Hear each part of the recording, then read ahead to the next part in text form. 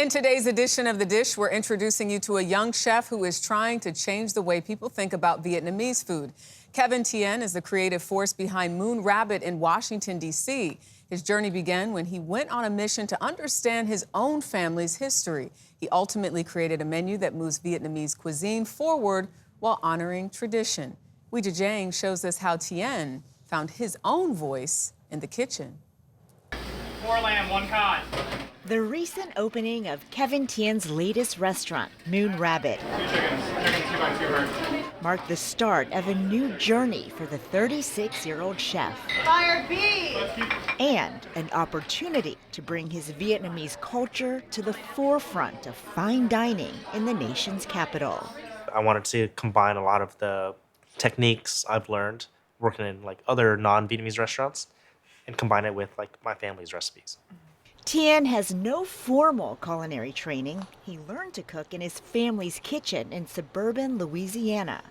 Tien drew inspiration from those recipes as he thought through Moon Rabbit's menu. How often are you thinking about food?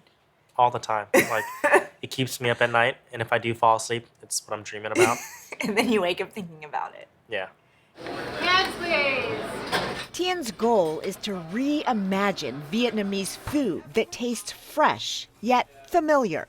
So the idea is like, Vietnamese spicy beef noodle soup presented traditional Vietnamese way, but you can eat it with like labneh, kind of like Middle Eastern style. Why is this happening? It tastes like a soup. Each dish is not only meant to celebrate Tien's Vietnamese culture, but to elevate it. This fish sauce is the bomb. We were treated to a duck salad, The skin is so crispy. lemongrass beef, and grilled pork with rice noodles. I'm gonna steal the recipe. So my goal is to keep kind of like pushing it forward.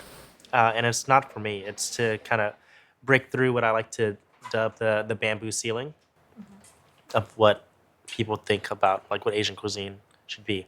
It's not cheap. It shouldn't be a hole in the wall. It belongs on a bigger stage.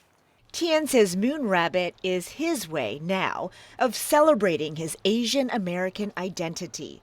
An identity he says he grappled with growing up in a mostly white neighborhood in Lafayette, Louisiana. I really wanted to fit in so bad with these other groups of kids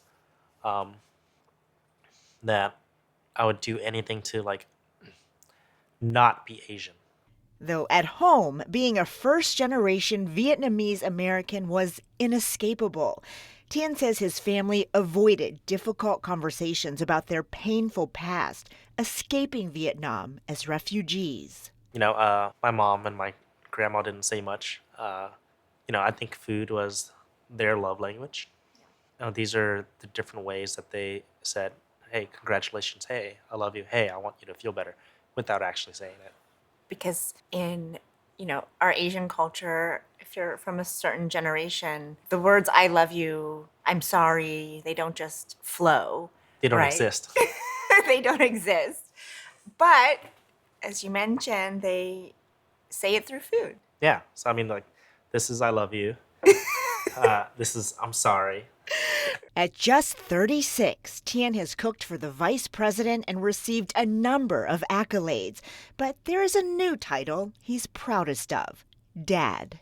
Is that important to you to sort of to teach your son to celebrate Vietnamese cuisine? Yeah, absolutely. I think when he starts taking Vietnamese food to school, I hope he opens it up and all of the kids are curious and he like shares with everybody. Because if he's going to share, I'm going to make 30 lunches for everyone in this class.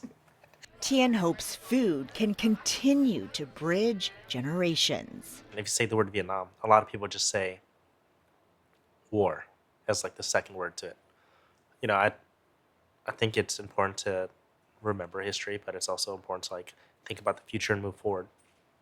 And I hope when we say the word Vietnamese, the next word should be Moon Rabbit.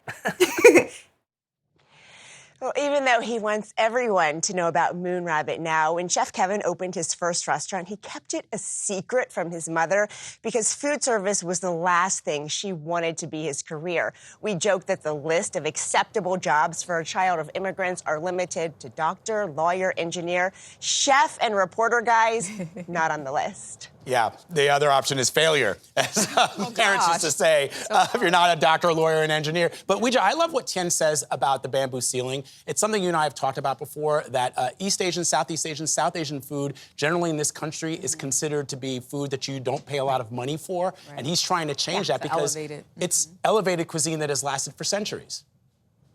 Exactly. He says, let's forget about the $5 banh mi or the $7 bowl of pho, because you can taste those flavors, but you can do so much more with it.